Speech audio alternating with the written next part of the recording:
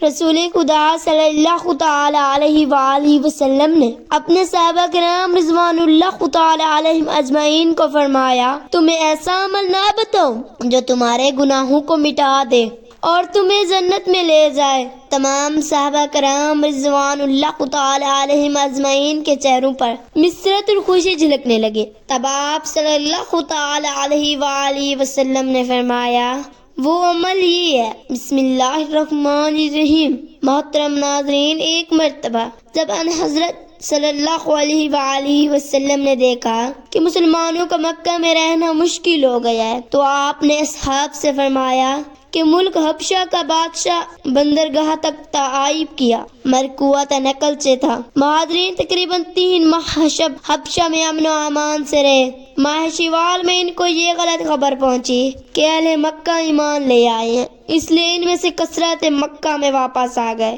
اس سال ان حضرت صلی اللہ تعالی علیہ وآلہ وسلم کے چچا امیر حمزہ ایمان لائے اور ان کے 3 دن بعد حضرت عمر فاروق رضی اللہ تعالی عنہ بھی مشرف با اسلام ہوئے۔ جو لوگ حبشہ سے واپس آئے تھے، قریش نے ان کو اور دوسرے مسلمانوں کو زیادہ ستانا شروع کیا، یہاں تک کہ ہجرت پر مجبور ہو گئے۔ چنانچہ اس دفعہ 53 مرد اور 17 عورتیں حضور اقدس صلی اللہ تعالی علیہ وآلہ وسلم کی اجازت سے ہجرت کر کے حبشہ چلی نہیں۔ جب ان حضرت صلی اللہ تعالی علیہ وآلہ وسلم نے مدینہ منورہ کو ہجرت فرمائی تو مہاجرین حبشہ میں سے کچھ لوگ فوراً واپس آ گئے۔ حضرت جعفر بن ابی طالب رضی اللہ تعالی عنہ وغیرہ جو وہاں رہ گئے تھے وہ فتح خیبر کے وقت مدینہ میں واپس آئے۔ جب حضرت جعفر رضی اللہ تعالی عنہ ان حضرت صلی اللہ علیہ وآلہ وسلم کی خدمت میں حاضر ہوئے تو حضور نے ان سے معائنہ کیا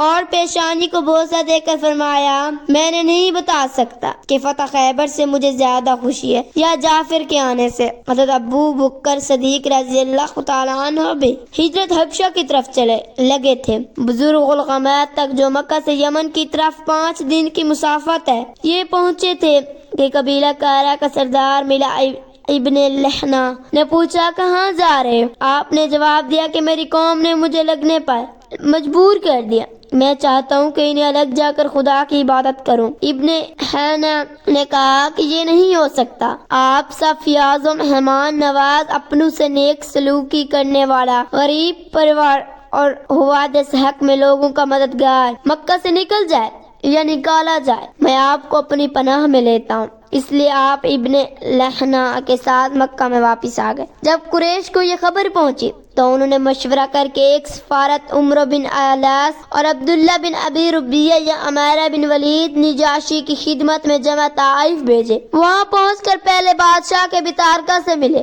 اور نذرانہ پیش کر کے کہا کہ ہم میں سے چند ناداں لونڈوں نے ایک نیا دین ایجاد کیا ہے جو نثر و نیت و بت پرستی دونوں سے جدا ہوتے ہیں، وہ بھاگ کر یہاں پناہ گزین ہو گئے۔ ہمیں اشراف قریش نے آپ کے بادشاہ کے پاس بھیجا ہے کہ ان کو واپس کر دیں، درخواست پیش ہونے پر آپ ہماری تائید کر دیں۔ چنانچہ سفرہ نے نجاشی کی خدمت میں حاضر ہو کر طائف پیش لیے اور سارا قصہ بیان کیا۔ بادشاہ نے مہاجرین کو طلب کیا۔ بطارکہ نے کہا، حضور یہ لوگ ان کے حال سے بخوبی واقف ہیں، آپ ان کے حوالے کر دیں۔ بادشاہ نے کہا، نہیں، پہلے ہم ان سے دریافت کریں۔ چنانچہ جب مہاجرین دربار میں حاضر ہوئے تو حضرت جعفر بن ابی طالب رضی اللہ تعالی عنہ نے ان کی طرف سے اس طرح تقریر شروع کی، ہم لوگ ایک جاہل قوم تھے، بتوں کو پوجتے تھے، مردار کھاتے تھے، بدکاریاں کرتے تھے، اپنوں سے دشمنی رکھتے تھے، پڑوسیوں سے برا سلوک کرتے تھے،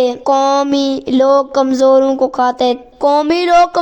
کھا جاتے تھے۔ ہم اس حالت میں تھے کہ اللہ تعالیٰ نے ہم میں سے ایک رسول ہم سب کے لیے بھیجا، اس نے ہم کو یہ دعوت دی کہ اللہ تعالیٰ کو جانیں اور اس کی عبادت کریں اور اس کے ساتھ کسی کو شریک نہ ٹھہرائیں، بتوں کی پوجا جو ہم اور ہمارے باپ دادا کیا کرنے کے، اور فرمایا سچ بولا کریں، امانت ادا کریں، اپنے سے محبت سلوک رکھیں، ہمسایوں سے نیک سلوکی کریں، محارم اور خون زیری سے باز آئیں، یتیموں کا مال نہ کھائیں، عفیف عورتوں پر تہمت نہ لگانا، نماز پڑھیں، صدقہ رکھیں، بس ہم اس پر ایمان لے آئے۔ صدقہ دیں، دروازے اللہ کی عبادت کرنے لگیں، شرک و بت پرستی چھوڑ دیں، حرام کو حرام اور حلال کو حلال جاننے لگے۔ اس جرم پر ہماری قوم ہم پر ٹوٹ پڑی اور اذیت دے کر مجبور کرنے لگی کہ ہم اللہ کی عبادت چھوڑ کر پھر بتوں کو پوجنے لگے جائیں اور خیانت کو بدسود تور ثابت حلال سمجھیں۔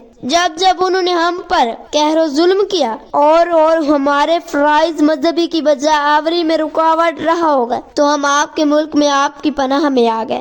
ہمیں امید ہے کہ آپ کے ہاں ہم پر ظلم نہ ہوگا۔ یہ تقریر سن کر نجاشی نے کہا کہ تمہارے پیغمبر پر جو کلام اترا ہے اس میں کچھ سناؤ۔ حضرت جعفر رضی اللہ تعالی عنہ نے سورۃ مریم کی چند آیتیں پڑھی۔ نجاشی سن کر اس کی داڑھی آنسو سے تر ہو گئی اور اس کے تمام عقل دربار بھی روئے۔ پھر نجاشی نے کہا یہ کلام اور انجیل دونوں ایک ہی چراغ کے پرتو ہیں۔ اس کے بعد سفیروں سے کہا کہ تم واپس چلے جاؤ، اللہ کی قسم میں ان کو تمہارے حوالے نہ کروں گا۔ دوسرے دن قریش کے لوگ ایک اور ترکیب کے ساتھ دوبارہ نجاشی کی عدالت میں جا پہنچے اور ان میں عمر بن الیاس نے حاضر دربار ہو کر عرض کیا حضور یہ لوگ حضرت عیسیٰ علیہ السلام کی نسبت برا عقیدہ رکھتے ہیں۔ نجاشی نے مسلمانوں کو طلب کیا۔ جب وہ حاضر ہوئے تو ان سے پوچھا کہ تم حضرت عیسیٰ علیہ السلام کی نسبت کیا عقیدہ رکھتے ہو؟ حضرت جعفر رضی اللہ تعالی عنہ نے کہا ہم اعتقاد رکھتے ہیں جیسا کہ ہمارے پیغمبر نے فرمایا حضرت عیسیٰ علیہ السلام خدا عزیز الجلال عز و جل کے بندے اور پیغمبر اور روح اللہ اور کلمت اللہ ہیں۔ یہ سن کر نجاشی نے زمین سے ایک تنکا اٹھا لیا اور کہا واللہ جو تم نے کہا حضرت عیسیٰ علیہ السلام اس تنکے کے برابر بھی زیادہ نہیں۔ جب نجاشی کی زبان سے یہ الفاظ نکلے تو بطار کا حاضرین کے تتھنوں سے خرخراہٹ کی آواز آنے لگی، مگر نجاشی نے پرواہ نہ کی اور سفارت بالکل ناکام واپس آئی۔ قریش نے جب دیکھا کہ باوجود تشدد مزاحمت کے اسلام قبائل عرب میں پھیل رہا ہے، حضرت حمزہ عمر رضی اللہ تعالی عنہما جیسے لوگ ایمان لا چکے ہیں، نجاشی نے مسلمان کو پناہ دی اور سفارت بھی بے واپس آ گئے تو انہوں نے بلا اتفاق یہ قرار دیا کہ حضرت محمد صلی اللہ تعالی علیہ وآلہ وسلم کو علیہ شمیل کر دیا جائے۔ تو بے نعوذ باللہ من ذالک ابو طالب کو یہ خبر پہنچی تو اس نے بنی ہاشم و بنی مطلب کو جمع کر کے کہا کہ حضرت محمد صلی اللہ علیہ وآلہ وسلم کو حفاظت اپنے شعیب درہ میں لے چلو۔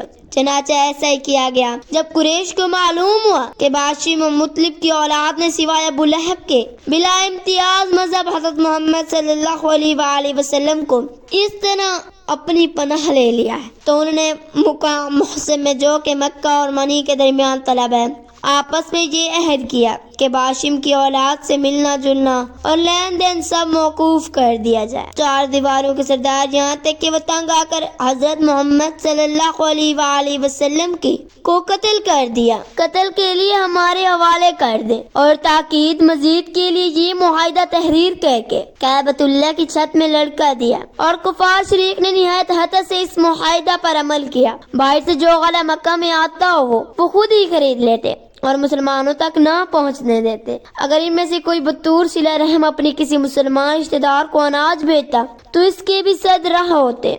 غرض بنو ہاشم شعیب ابی طالب میں طرح طرح کی تکلیفیں اٹھاتے رہے۔ ابو طالب کی یہ معمول تھا کہ جب لوگ سو جاتے تو انہیں حضرت صلی اللہ علیہ وآلہ وسلم کو غرض حفاظت آپ کے بستر سے اٹھاتے تاکہ دوسرے بستر پر جا لیٹیں، اور آپ کے بستر پر اپنے کسی بیٹی یا بھائی کو لٹاتا۔ صحیح بخاری مسلم میں ہے کہ حضرت عباس رضی اللہ تعالی عنہ نے عرض کیا کہ ابو طالب آپ کے مراحات مدد کیا کرتا تھا، آپ کے لیے ناراض ہوا کرتا تھا، کیا یہ ہمارے اس کو فائدہ دے گا؟ آپ صلی اللہ علیہ وآلہ وسلم نے فرمایا ہاں، آپ 3 سال اس حالت میں گزر گئے تو اللہ تعالیٰ نے اپنے حبیب پاک صلی اللہ علیہ وآلہ وسلم کو خبر دی کہ اس معاہدے کو دیمک اس طرح چاٹ گئی ہے کہ اللہ کے نام کے سوا اس میں کچھ باقی نہیں رہا۔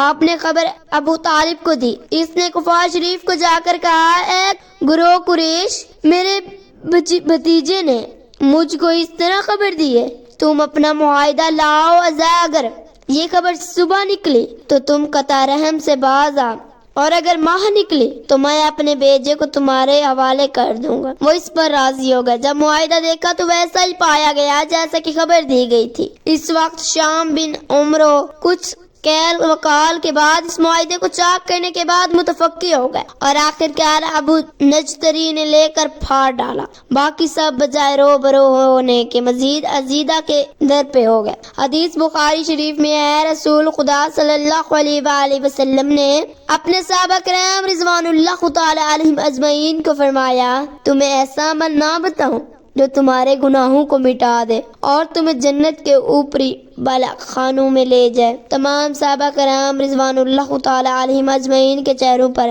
مسرت اور خوشی جھلکنے لگے۔ تب آپ صلی اللہ علیہ نے فرمایا، رات کے پچھلے پہر اللہ کی ذات کے آگے گری اور زاری انسکاری سے ان کی سیج کیا کرو اور اپنے گناہوں پر ملامت کے ساتھ رویا کرو اور اللہ وحدہ لا شریک کو کسی کے ساتھ شریک نہ ٹھہرانا۔ اللہ کریم اور رحیم ہے، حق تعالی 70 ماؤں سے بھی زیادہ پیار کرنے والا ہے، تمہارے ساتھ بھی نرمی اور مغفرت کا معاملہ فرمائے گا۔ حق تعالی سے دعا ہے کہ میرے تمام مسلمان بہن بھائیوں کے بچوں کو اللہ پاک اپنی وسیع قدرت کے صدقے اپنے حفظ و امان میں رکھے، آمین۔